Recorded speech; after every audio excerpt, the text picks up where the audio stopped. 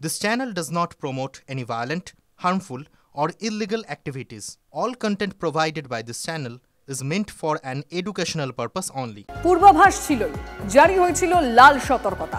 পূর্বাভাস অক্ষরে অক্ষরে সত্যি করে নিম্নচাপের বৃষ্টিতে বিপর্যস্ত উত্তরবঙ্গ। পাহাড়ে মৃত্যু মিছিল, ধসে সবচেয়ে বেশি বিধ্বস্ত মিরিক, ভাঙল দুধিয়া সেতু, ধসে বন্ধ রোহিণীর রাস্তা। পর্যটকদের হোটেলে থাকার পরামর্শ দিয়েছে পুলিশ। বৃষ্টি কবে রেহাই দেবে?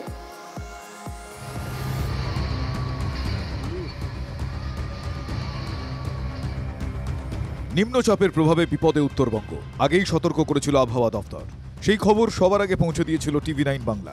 উত্তরবঙ্গে অনেক বেশি দুশ্চিন্তা। দার্জিলিং, কালিম্পং, জলপাইগুড়ি, আলিপুরদুয়ার এই জেলাগুলোতে আজ লাল সতর্কতা, অর্থাৎ এই জেলাগুলোর কোনো কোনো জায়গায় একদিনে 200 মিলিমিটার বা তার বেশি বৃষ্টিও হতে পারে।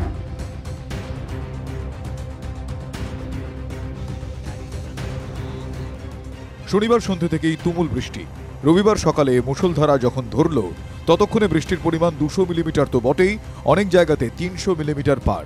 ফল বিপর্যস্ত উত্তরবঙ্গ।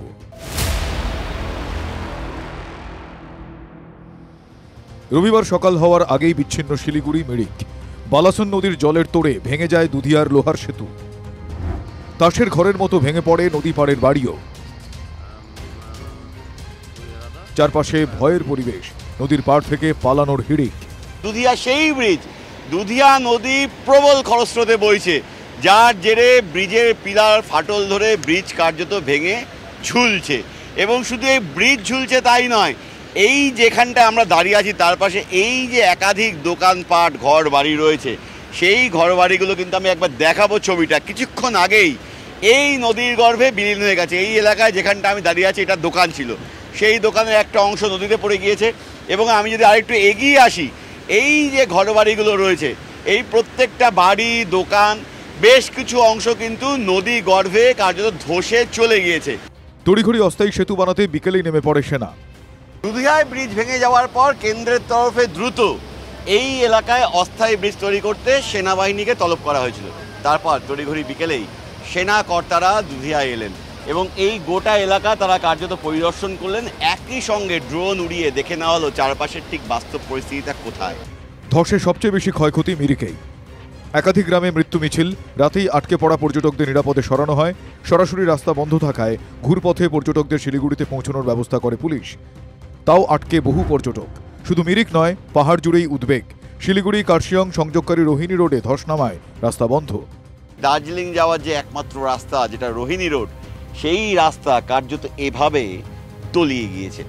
যেভাবে আমরা সিকিমের লাইফলাইন NH ট্রেনের ক্ষেত্রে দেখি, মাটি ধরে রাখতে না পারে একটু বৃষ্টি হলে রাস্তাটা তলিয়ে যায়, ঠিক সেভাবে এই রাস্তাটা কার্যত এভাবে তলিয়ে গিয়েছে। এবং এই যে জায়গাগুলো কার্যত কেটে ফাঁক হয়ে ঝুলছে। উদ্ধার কাজে সমস্যা হচ্ছে, অনেকগুলো রোড ব্লক হয়ে গেছে, যেমন রোহিণী রোড টোটালি ব্লকড হয়ে গেছে।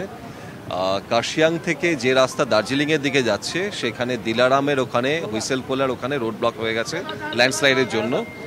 ওই রাস্তাটাকে খোলার চেষ্টা করা হচ্ছে, খুব বেশি সময় হয়তো লাগবে না। टूरिस्ट जो है वो अपने जहाँ पे हैं होटल में, वो वहीं पर रहें, सेफली रहें। जो आने वाले लोग होंगे डेफिनेटली टूरिस्ट को हम एडवाइस करेंगे। अभी आई मीन ये रास्ता दार्जिलिंग में काफी समस्या हुआ है, तो एडवाइस करेंगे कि अगर ना आए तो बेटर है। বরাবরের মতো এবারেও ধসে বিধ্বস্ত 10 নম্বর জাতীয় সড়ক।